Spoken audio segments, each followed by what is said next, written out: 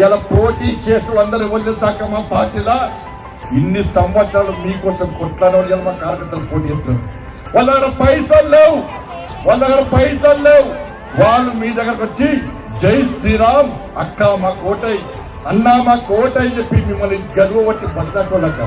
నేను ఎన్నికల పోటీ చేస్తే వీళ్ళందరూ మీ ఇంటికి వచ్చినాక, మీ గడపకు వచ్చినాక అక్క సంజయ్ అన్న పోటీ చేస్తున్న ఓటై, అన్నా సంజయ్ అన్న పోటీ చేస్తున్న ఓటై అని అనేక సార్లు మీ దగ్గర వచ్చినాక అందుకే వాళ్ళకి టికెట్ ఇచ్చినాక నేను వాళ్ళు కొట్లాడైతే టవర్ సర్కిల్లో కొట్లాడితే జై శ్రీరామ్ భారత్ మాతకి జై అని చెప్పి కొట్లాడరు. వీళ్ళందరూ కూడా జైళ్ళకు పోవడానికి సిద్ధంగా ఉన్నారు మీకోసం.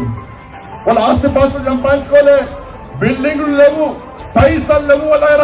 వాళ్ళ దగ్గర ఉన్నది కేవలం నిజాయితీ, నిబద్ధత, కొట్లాడ దమ్మున్నటువంటి కార్యకర్తలు అందరూ కూడా. 66 మంది పోటీ చేస్తే 56 మందికి ఈ తెలంగాణ రాష్ట్రంలో ఈ కరీంనగర్ లో కొట్లాడినటువంటి కార్యకర్తలకు టికెట్ ఇస్తామక్క. మేము వాళ్ళని గెలిపించుకోవడానికే అప్పుడు నా కోసం వాళ్ళు వచ్చిన మీ దగ్గర.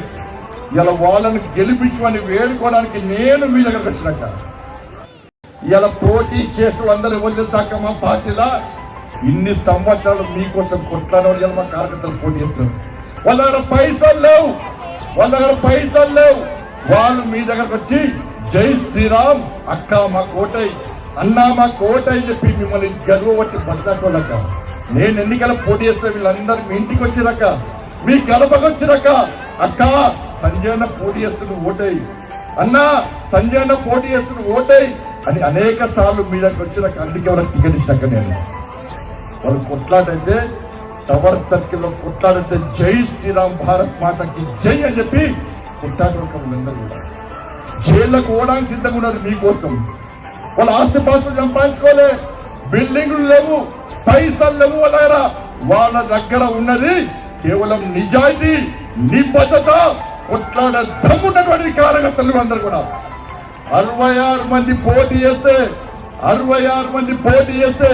56 మందికి ఈ తెలంగాణ రాష్ట్రంలో ఈ కరీంనగర్ లో కొట్లాడినటువంటి కార్యకర్తలకు టికెట్ ఇస్తామక్క. మేము వాళ్ళని గెలిపించుకోవడానికే అప్పుడు నా కోసం వాళ్ళు వచ్చిన మీ దగ్గర. ఇలా వాళ్ళని గెలిపించమని వేడుకోవడానికి నేను మీ దగ్గరకు వచ్చినాక